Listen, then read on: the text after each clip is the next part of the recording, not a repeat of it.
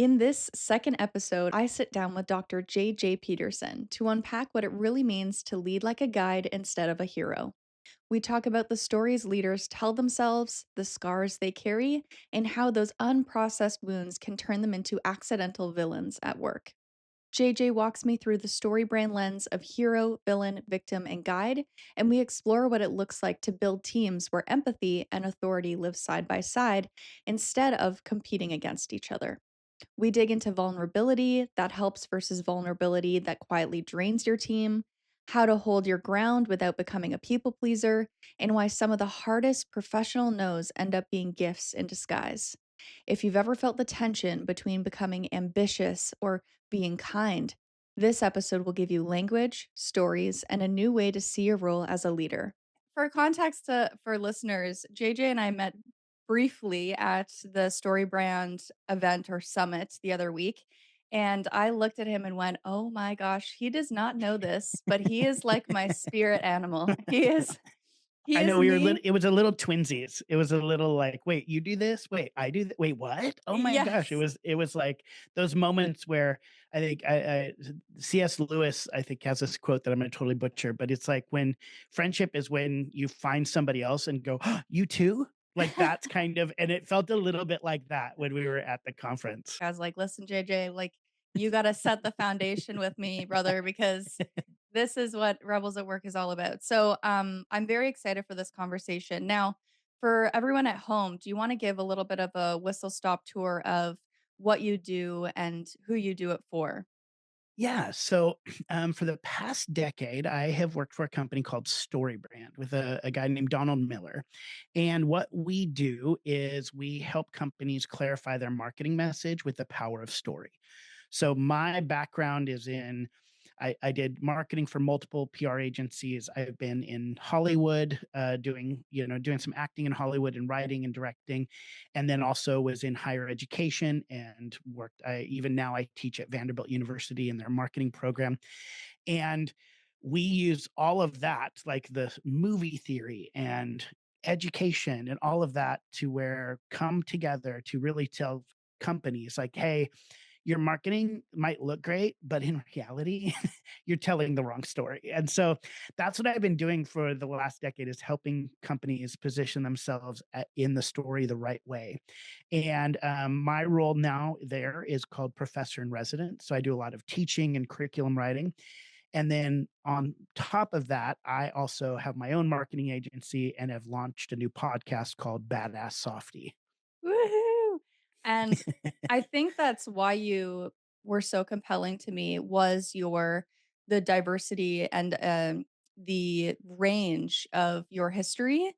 And as a person who has also jumped around nowhere near as much as you, gosh, I wish I could say I had that experience. Not yet, but you gain so much perspective about not only what people are doing well and what leaders are doing well in organizations, but also what they're doing really shit. Um, Yeah. and this is so brilliant for me because I feel like a lot of coaches and consultants and teachers out there, they haven't actually walked the path and experienced the hardship and the, you know, roadblocks that are there in industry right as we're speaking. So that is why I wanted to talk to you today. My first question that came up for me when I was prepping for this episode was there a moment in your career or in your personal life that made you decide, I think I need to do things differently? A lot, to be very honest. Mhm. So there was a season where um, I actually toured and did improv comedy for a number of years, and I was in a 3-person team. We were called 3-2-1 Improv, and we traveled around doing a lot of corporate events and camps and conferences, and we did clubs, but there's no money in clubs. That's the secret in comedy. And we did all this other stuff. And so when I was at these conferences or conventions, or working for corporate events, I would see a lot of leaders on stage, and I could tell they wanted the spotlight. They wanted to be in the spotlight, and they Mm, wanted to kind of get the attention. And so they were saying things on stage that when they would walk off stage, there was some incongruency there. That was like the first thing is I was like, wait, you were just saying this off stage and then you go on stage and say that and you're not that person. Like you're and so that was the first piece. The second piece was a lot of them just weren't good at their jobs and they were damaging other people in the process. Wow. Because when you're insecure, to be very honest, and you're dealing with that insecurity as a leader, a lot that can come out a couple different ways. I'll bring it to the story world. In the story world, both the villain and the hero in movies and stories, the villain and the hero in a story often have a similar backstory of pain. They've been through stuff. In fact, you can see like on villains, they often have a scar on their face to show them like you are they went through something. Yeah. The villain chooses to revenge the pain and the hero chooses to redeem it. And that's really how things work moving forward. So I saw a lot of these leaders on stage who had been damaged or hurt or, had daddy issues and they're on stage and then they're causing pain for other people out of their own pain. And the combination of those two things, while I was on tour, I had this conversation with a friend. I was on a stop in Washington, D.C., and I remember the moment on train tracks. We were walking down these train tracks. And I said, I'm so tired of people putting out there a model of leadership that is toxic, that is self centered, that is designed to build their own empire. And I said, I want to go back and raise up the next generation of leaders to be different. And that's actually when I decided to quit comedy and go get my master's degree to become a professor. So that was a moment where I was like, I don't want this. Even though I had the spotlight and I was, on stages and doing big things and touring, I was like, that's not it for me. That's not it for me. The spotlight's fine, but I actually want to be the kind of person who raises up a next generation of leaders who are not going to leave behind a wake of damage. Oh my gosh, chills. Chills, JJ. And, the alignment is, like, quaking. Wow, okay, and obviously, this shows up in so many different ways in the work that you do, but do you wanna dive into when you approach a leader or you approach a project or you're building a new set of curriculum, what are the core values that you're taking into every project to keep this mission alive? Yeah, so whether it's, like I go in and I work with a company and I'm helping them developing their message for their website or their marketing, or I'm working with a leader and I'm saying, all right, how do we take your book and turn it into a course? Or how do we take your thought leadership and turn it into a book? Because I do all of those things. One of the big driving principles for me is, again, I'll bring it back to stories. Besides the villain and the hero, there is another character that is called the guide. The guide in a story is the person who shows up to help the hero win. So in Star Wars, Luke Skywalker is the hero, but Obi-Wan Kenobi and Yoda are the guides. In Hunger Games, Katniss is the hero, Haymitch is the guide. Harry Potter is the hero, Dumbledore is the guide. You see this in all movies where this older, wiser person, a coach, comes alongside to help the hero win. The story isn't about them, the story is about the hero, but the guide actually is the strongest character in the story. They are steady. Heroes are up and down, they're weak, they're insecure, they self doubt a lot, they're alone, they're isolated. Guides are a steady force of good through the whole thing, helping the hero win. So when I show up to help a company, and when I mentioned that a lot of companies are telling the wrong stories in their messaging, my goal is to help them see that the story they need to be telling in their marketing is not about them. You don't need to tell your story. The goal is to invite your customer or your audience into a story that they get to be the hero of, and you're their guide. So I do that in marketing and I do that in thought leadership or in curriculum. It's all about, hey, your job is not to show people how smart you are.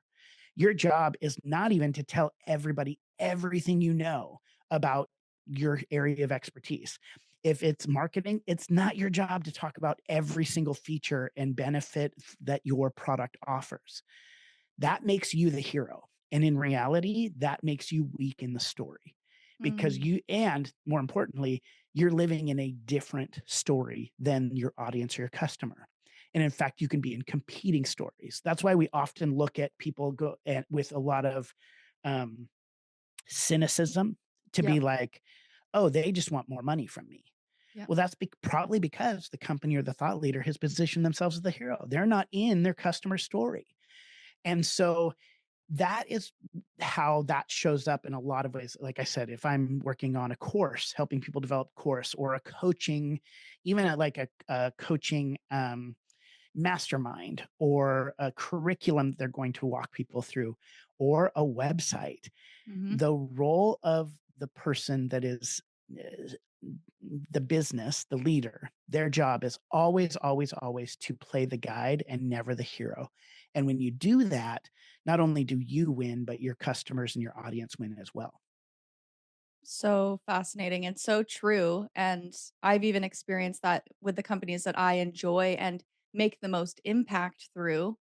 It's when I feel empowered and elevated, and the feedback I receive is productive, but also personalized to me versus them, Yes. right? Yeah.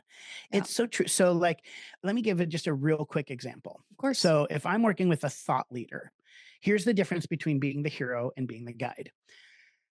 If I'm working with a thought leader on a workshop or curriculum or anything, and or a keynote. Let's start with a keynote. They're going into a conference and they're going to deliver a keynote address.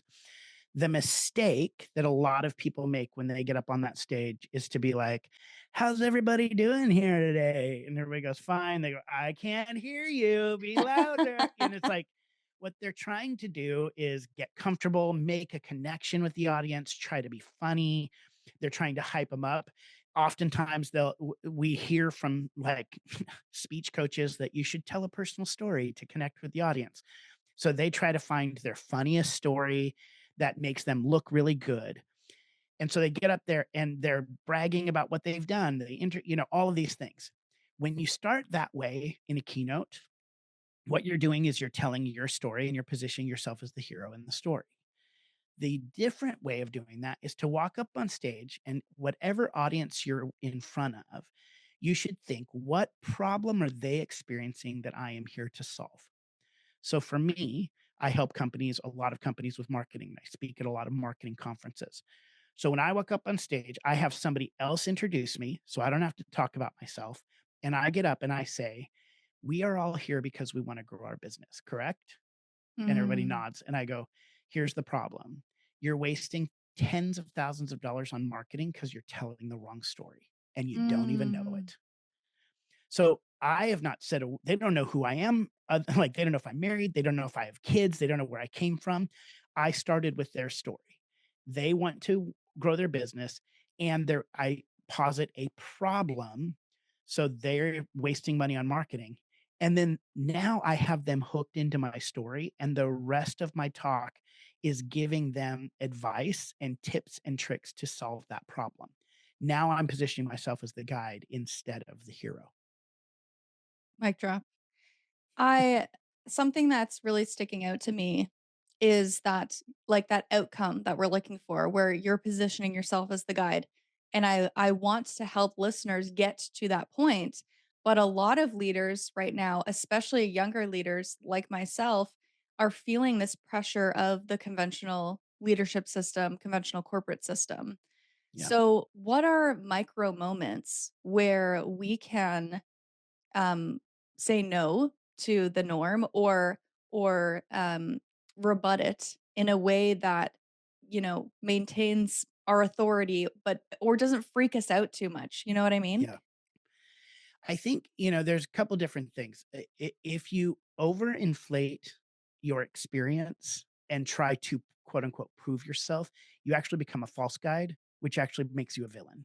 So Yeah. just know that. Like what I'm always kind of saying to people, what role are you playing in the story? Like, are you playing the hero? Are you playing the villain? Are you playing the guide? And there's also a fourth character, a victim. Are you playing a Mm, victim in this situation? And so I think I'm always going like, what mindset are you coming to the table with? So a false guide that can become a villain is somebody who tries to overinflate their experience. What you really want to do is show up with two things. There's two things that make a guide in a movie: empathy and authority. That's actually it. And empathy is I understand, I get it. So repeating back to people the problem they just said to you or the struggle that they're going through, you want to empathize with it. That means even if you haven't gone through it, say, I understand, I get it. And you really want to, you don't want to, that's not, you don't want to blow smoke, but you really want to try to start from a place of empathy. And then you can lean into the authority that you have. Now, when you're a younger leader, some of that authority is borrowed, right? So, like when I first started in my space, when I started with StoryBrand, which is now like 11 years ago, I didn't write StoryBrand. I didn't come up with the concept. Donald Miller did. And I had to borrow from his authority in that moment.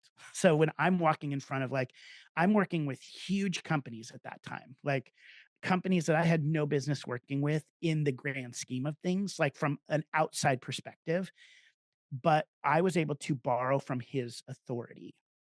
And so in the beginning, I borrowed from his, and then I leaned into my own.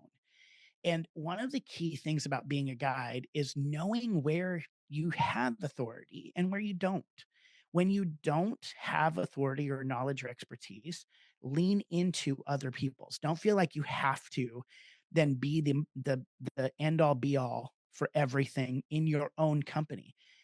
It is so like when I work with leaders and I hear them go, I've never done that before, but I actually know who I'm going to ask about that. Mm. Oh my gosh, that is so powerful because I don't want you hiding from me that you don't know how to do this. Yep. Let me know you're curious and you're willing to learn. I am willing to work with anybody in that space.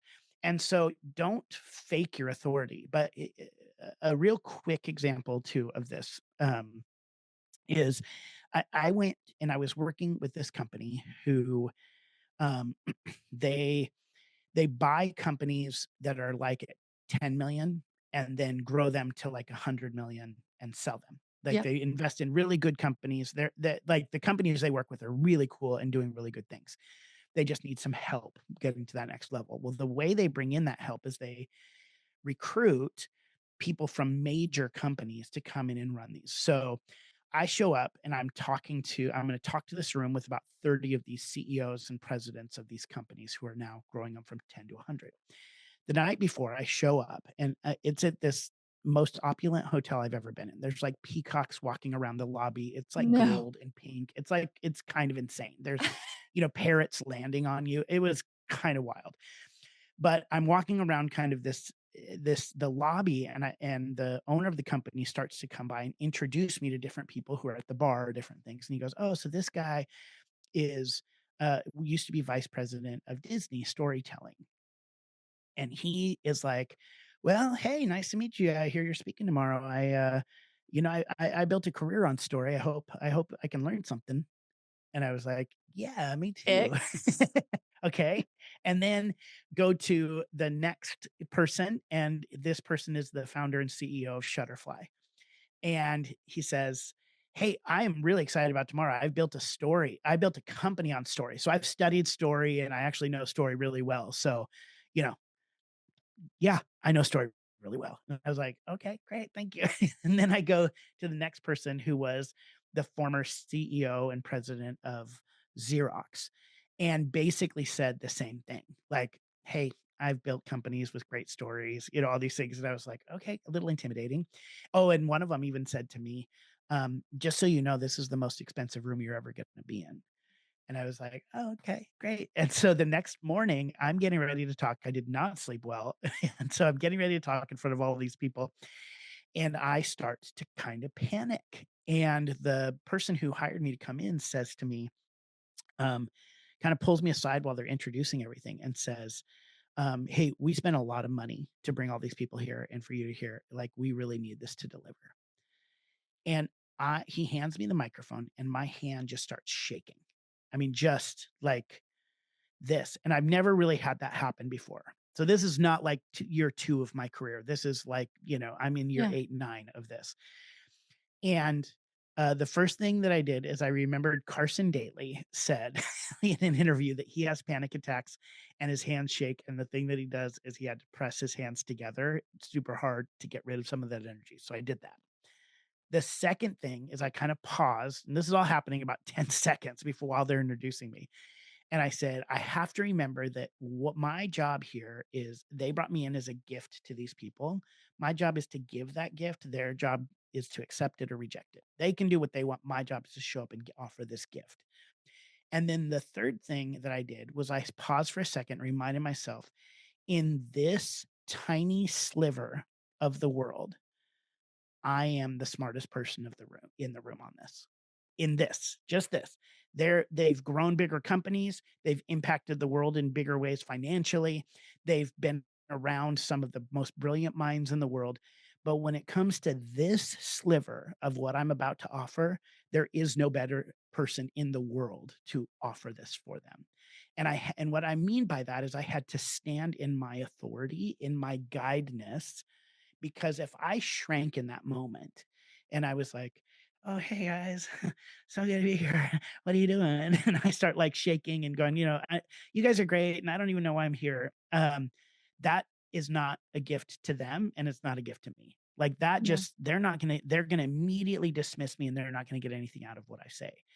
So I don't have to be arrogant, but I do have to stand in my authority and know in this space, they might be better than me in every other phase of life, but in this space, I know what I'm doing. And so I say all of that to say when you ask for young leaders, let me go back to your original question now that I've talked for No, 20 this is minutes, brilliant, this is brilliant. is, I think the first thing is don't overinflate your or your importance or your areas of expertise. Be honest about it. Mhm. But when you are honest about it, stand firm in that, not out of arrogance, but as a gift that what you bring to the table, you are an expert in, you are good in, and it does the people you are working with no service for it's not a service to them or yourself to shrink in that moment. Fantastic. And, uh, one other when I was looking at your media kit and, things you'd like to talk about, kind of in relation to this, well, pretty similar. You mentioned empathy, you mentioned authority. A big piece that I have navigated a lot because I'm probably over vulnerable is vulnerability. Yeah, So, why do you think vulnerability has such a bad rep in many organizations? because I think people are being vulnerable in the wrong way. And Mm, and here's what, I mean by that when it comes to leaders. This is where I value vulnerability, like, I really, really do.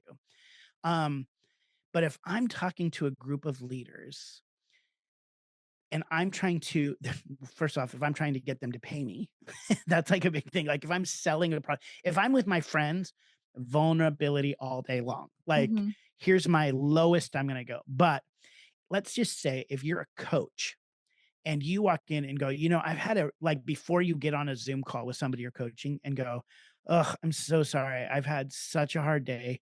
Um, my kids are doing this and I'm just not really present right now. My hair isn't done, my makeup isn't done." Like, so you start like going into your own excuses. That's not vulnerability, to be very honest with you. That is not like, I'm just gonna be real about you with where I'm at. That is you playing the victim in that moment. You're making excuses for things that are outside of your control, and what it does is it's that is designed in that moment to get sympathy from somebody else. When you suck energy from people in a story, you are the victim. And now there's real victims in the world and real so I'm not talking about that. Like yeah, if, your child is in the hospital, you can show up and say, "Hey, my child's in the hospital. I can't do this today." Like right. I'm not talking about hiding, but when you show up and try to be too authentic, you're not actually playing the guide in the moment. You're actually become the victim. So that's one thing to be careful of when you're sharing vulnerability is are you doing it to gain sympathy or attention? That vulnerability. If that's the case, then in this grand story, you're actually playing the victim. Now, where you can be vulnerable in a business context, let's say social media in particular, you can be vulnerable in almost any area of your life outside of your area of expertise that you're trying to sell. Now, what I mean by that is I can't show up on social media and go, "You guys, I don't know what to do with AI and emails." Mm, Even if I do, if I'm actually struggling with that, I can't show up and be like, "Is everybody as lost as I am?"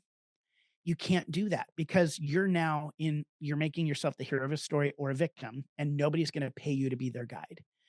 Now, can I show up and go, "Oh my gosh, my teenager showed up at 1 in the morning last night. Is anybody else dealing with this? I don't know what to do about it." I can show up in vulnerability in my parenthood.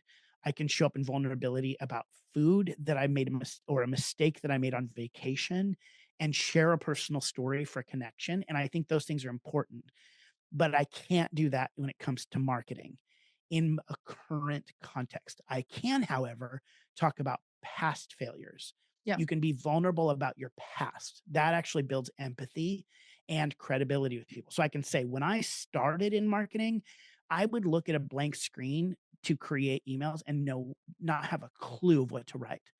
And this organization put the power of fundraising into the hands of a 23-year-old. What the hell were they doing? And what the hell was I doing? Like, but that's 25 years ago, so I can talk about my vulnerability in my past all you want in relationship to your area of expertise. And you can pretty much talk about vulnerability in every other area of your life currently, but you can't show up and go, we're all lost in this. Mm, That's you can't do that, or you can if you want a bunch of friends, or if you want people to feel sorry for you, but not if you want them to pay you money. yeah. Or you to lead the team. Yeah, Yeah. exactly. Like, it would be like me walking into a gym and saying to a trainer, "Hey, I'm here to lose 30 pounds," and that trainer goes, "Me too." I'm not paying that person. I don't need a friend. I don't wanna help somebody else lose that weight. I need Yeah. that help. Yeah. Now, the opposite of that, though, is also true, like, when I say empathy and authority. So that's like empathy and what I would say almost like toxic empathy. But the opposite side is if I walked into that same gym and a trainer lifts up his shirt and shows me his six pack and goes, I say, "I'm here to lose 30 pounds." And he goes, "Well, you need to get off your butt, fatty." Right. That's the He's got inflation authority. and the He's yeah, got the lack six of pack, but yeah. that's helped me not at all. Yeah. But instead, if I walk back into that gym, don't know why, for the 3rd time, and I say, "I'm here to lose 30 pounds," and this person goes, "Oh, I used to be 30 pounds overweight myself, but I've actually figured out a way to take that off and keep it off, and I've helped about 100 other people do the same thing." That's now my guide because they empathize with me, they know what I'm going through, and they have the authority to help me solve my problem. That's so good. This has sparked a question that actually relates back to the piece about leaning on other people's authority. Yeah. Especially when it comes to work reform and going into an organization and going, I'm going to need some help to transition this organization into a space that's sustainable and equitable. How do leaders who don't know everything, because no one knows everything, lean on people in a way that's respectful and actually gets them the help that they need? Yes. So let me see. I have a bunch of different thoughts, but you asked specifically about, say, coming into an organization, right? I think the mistake a lot of inexperienced leaders br- do when they come into a new organization is they're trying too quickly to prove their worth. And so they bring in expertise without actually understanding the situation, knowing the situation, and they make a bunch of changes because they think that's why they're there. So they show up and they're like, "We're getting rid of this system and we're doing this and we're making this." Well, the truth is that company probably hired you because what they were doing before wasn't working. So let's just acknowledge that. Like, either they were trying to, like, cobble some things together and they're bringing you into as a full-time person in this position to lead in a new way, or the leader they had there before was not doing their job. And so the reason you're there is because something needs fixing. That's true. But what a lot of people do is they show up and they go, "All right, we're going to change this. We're going to change this," without pausing and listening and learning. And they make decisions that often get in the way of progress and also piss everybody off in the process. And most of them are trying to do that because they're trying to prove their worth in that moment. Yep. So when I'm even talking with new leaders, like when I was I work in multiple universities over my career, and oftentimes, these kids, like even now, are getting their master's degree at Vanderbilt, which is a very prestigious university. They've paid a lot of money for it, and they're being recruited by really big companies. And I'm like, when you go in, don't go in like a bull in a china shop. Go in and learn. Listen for the things that the pain points people are experiencing. Learn how things have been done in the past. Be mentored by people. Allow them to mentor you. And then get some quick wins. Get some quick wins for the team, not yourself. Get some quick wins for the team. Show up as the guide, help them win. Don't worry about your wins right now. Help them win, make some quick changes by learning, listening. They're probably pissed off how things have been going for a while, and you can now implement some of those changes. Then give that a little bit of space and then start bringing in your own bigger changes. Gain some trust. Don't walk in there gangbusters, but gain some trust. Lean on other people's expertise, especially in the areas you don't know. You will create allies in that moment, but you will also position yourself as a guide, somebody who is there to help other people win. And I think that ultimately will give you and the company success in the long run. Let's talk about leaders in organizations that don't agree with the changes that you wanna make. Yeah. How do you because at least Mhm. from my experience, there's always one. Yes. Whether they're in the C-suite or they're a department manager, there is somebody who does have decision-making power and has people below them that Mhm. is more traditional than you or has a different background and has that bias. How do you Yeah. handle difficult conversations from the space of being a guide? Destroy them. Just kidding. Like, just annihilate them publicly. No. I think what we have to realize often is, again, like, so I'll give an example. I often come in and I work with teams. So I'll work with, say, like 20 people in a room, trying to decide the story or the language they're going to use in all of their marketing. And oftentimes they will also bring in, so they're like, we want to get everybody on board with this. And they'll bring in like a security person or an IT person. And I actually love when they do that because it brings different perspectives than what the marketing team has, Yeah. because they might be more connected with the customer. So I love it. And then sometimes those people show up wanting to just be devil's advocates and want to Mm, prove, again, try to prove why they're there. yep. I know within about 5 minutes how I need to handle this person, because if I don't win them over and get them into participating, it can be 19 other people in the room that are on board with something, and that one person can destroy it. So a Absolutely. lot of times, one things I think when leaders come into a situation like this, they can say, "Well, the president hired me, but the manager is holding me back." And so I'm just going to ignore the manager because the president has hired me. Everybody agrees with me, and you just plow ahead. This, when I think, especially when you're new in these kind of situations, you need to build consensus, not create like a democracy where we're or an island where we're voting people out, because that one person can destroy everything you're putting together. So your job is to try to win them over with consensus. So again, going back to some of the stuff I talked about earlier, if you're really the guide, the thing, and you're trying to solve a problem, you need to make the person, like this manager, we'll use a specific position, your manager who's opposed to the change you're bringing in. You need to figure out what problem are they experiencing that you can solve for them in the context of everything you're going to do. So let's say you want to bring in a new software that they are opposed to, absolutely opposed to. Instead of showing how great and obvious like advantages of the software is, because that's what we often think is like, well, if we just show them how good it is, they'll listen to us. Don't start with the software. That makes the software the hero, it makes you the hero. Start with what problem are they experiencing that you and the software can solve?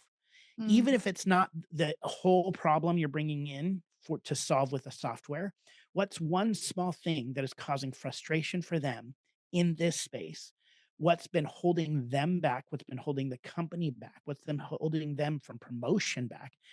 And work to understand it, and then position everything you're doing as at least partially a solution to that problem. Get them a win.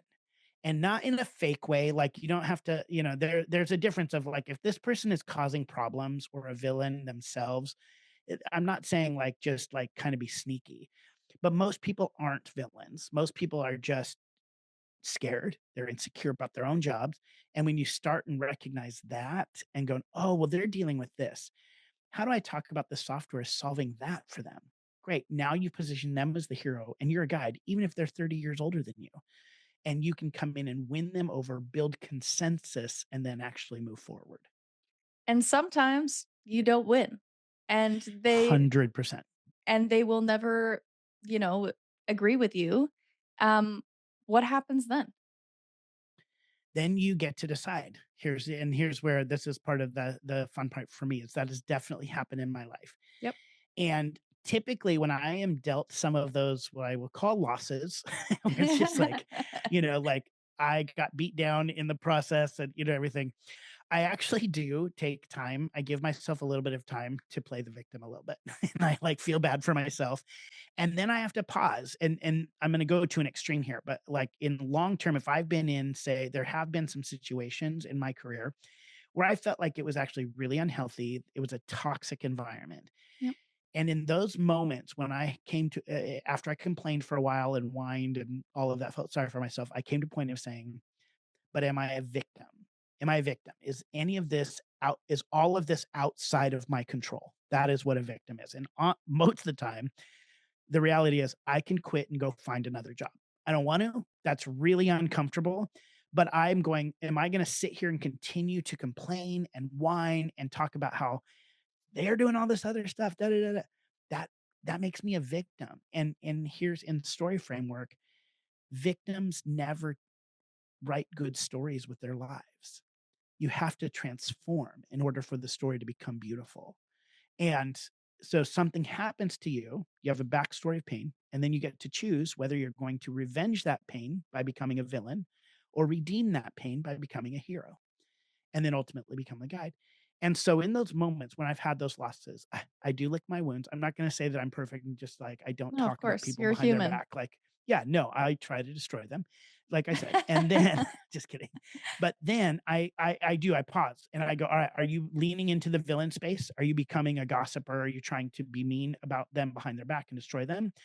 Or are you working to redeem this and move your own story forward in a new way? And that sometimes means you have to walk away from that situation as hard as it is, or it means having a reframe of your mindset and saying, well, I'm not going to move this direction, but I am going to move this direction.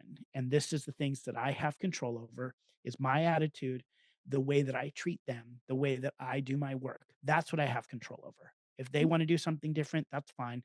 But what are the things I can control? That is the part of moving into the hero story. That's beautiful. And also, I know that there's folks in situations where they do have the option of potentially letting go of that employee as well, which Yes. if you come at it from what I'm hearing from you, if you come at it from a space of this is actually going to protect the business, this is actually Yeah. going to improve the health of the business, and I care about everyone and the organization, which is why I'm bringing this decision to light. Um, Yeah. there's really no way that that can go poorly, Yeah. at least as a conversation. Yeah, as long as you treat it with grace and Yeah, kindness and respect, and sometimes the other part that we have to realize that when we're in those roles is that can sometimes be the greatest gift to that person. They may yeah. see it as a very hard thing. I would tell you one of the biggest, most disappointing no's I got in my life was I had been dean of students at a university and I left that because I had uh, made a deal with a production company to produce a reality television show. The reality television show was called Bad A Brothers, and the premise is my brothers and I are so not bad A that we can't even say the word. We can't say badass, and we wanted to be more bad A, and the way that we became wanted to be more bad A was by traveling around the United States and finding those old weird laws that are still on the books, and then researching the history and then breaking those laws so we could be more bad A. So, like, you can't have an ice cream cone in your back pocket in Atlanta, or you can't cross a Minnesota border with a duck on your head. Like, all of those are real laws that still exist. So we would No research. freaking Yeah, way. and we would do that with my brothers. Well, we signed with this production company. We got very close with multiple networks.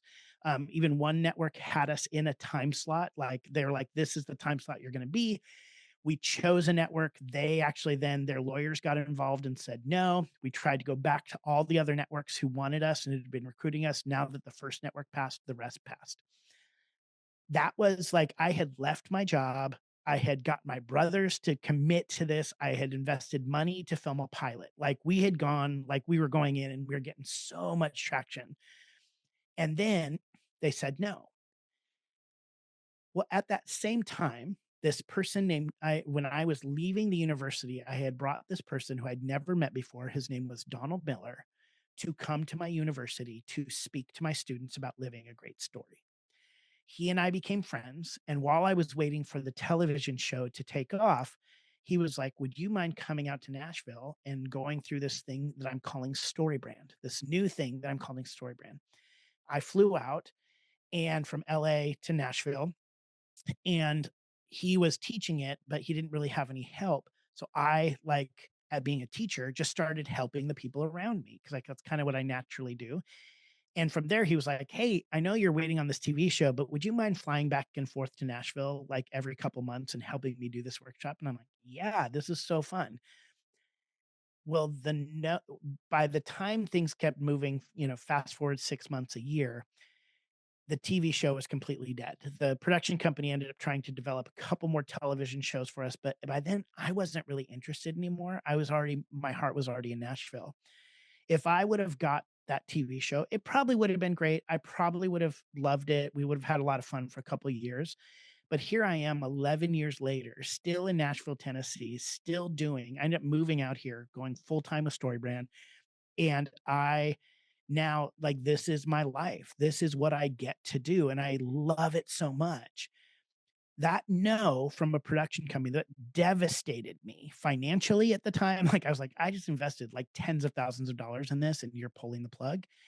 And the career that I thought I was headed towards, the job that I left, that no turned into such a gift down the line. And so I don't say that that always happens that way because there's definitely been times been told no or fired, where I was like, well, that sucks. My life's in the crapper now, like, so I don't want to just like gloss over and be like, those conversations are not hard. They impact people's lives in huge ways. But also, if you truly are, again, in a leadership position and you are a guide, you're there to guide your company, you're there to guide your team, and you're actually even there to guide them. And if they are miserable and they're not living up to their fullest potential and they're not doing what they're supposed to be doing in their life, letting them go may be the best, not only best gift for you and your team, but for them as well. They may just not see it right away. What is the difference between being a guide and being a people pleaser? So that's actually a really interesting question for you to ask because in story framework, the guide stays steady through the whole movie and doesn't relent to the hero.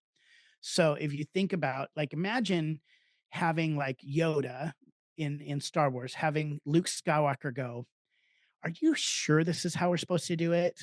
Are you sure we're supposed to trust the Force?" And then and Yoda goes, "Ooh, maybe? I don't know." Right? Like, that's where it's like that's where he's, like, becoming a people pleaser in that moment of like, "Oh, well, maybe Luke's right," in this situation. In that context, he doesn't. He just goes, "No, this is the way we're moving forward," because he knows it's best for Luke. So, I think when you become a people pleaser, in reality, what's happening in that moment is you are putting yourself in the hero seat in the story. You want the win. You're gonna try to get people to like you. But in reality, that's a real insecure move. So that's what heroes do. They're really insecure through the whole story. They don't become strong until the end of the story.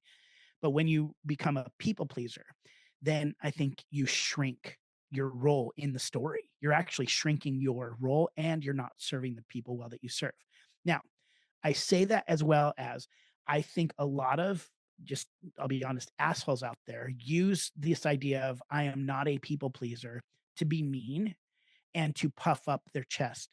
And that's actually something that I'm really trying to fight against in, like, when I'm talking about badass softy, is that Mm. The research actually shows that when people feel safe, when they feel invited in, when they actually experience joy in the workplace, they are more productive. So things like joy and safety and emotional EQ, like EQ, all the stuff, like all of that stuff actually improves the workplace and ultimately improves production and reduces sick days and increases retention. Like being kind and nice and fun with people actually has good benefits, which is wild. Like a lot of people are like, "Hey, all right, that was enough laughter, get back to work." And I'm like, "Well, what if joy is the work or part of the work, Mm. right?" So there's I think it's a dance. It's not an either or. Because there are times where it's like, "Hey, all right, we do need to get down to business." So just be honest in that. But I think when people they can go too far and be like, "Well, I'm not a people pleaser." That doesn't mean you have to be an asshole. In fact, if you are, it actually diminishes the productivity of your team. But also, when you begin to only make decisions based on people pleasing, you're actually becoming a victim and potentially a villain and the hero role when really you want to be the guide. So it sounds like the nuance is you're not trying to appease people, but you're trying to do what's best for the person. Yeah, Okay. yeah. That's super valuable. All right. I am going to ask one more question because I am mindful of your time. When you talk a lot about, and I love this this thought of what you market externally, what you market to your leads, what you market to your clients, that all of those strategies can actually be reflected internally within your team. Mm-hmm.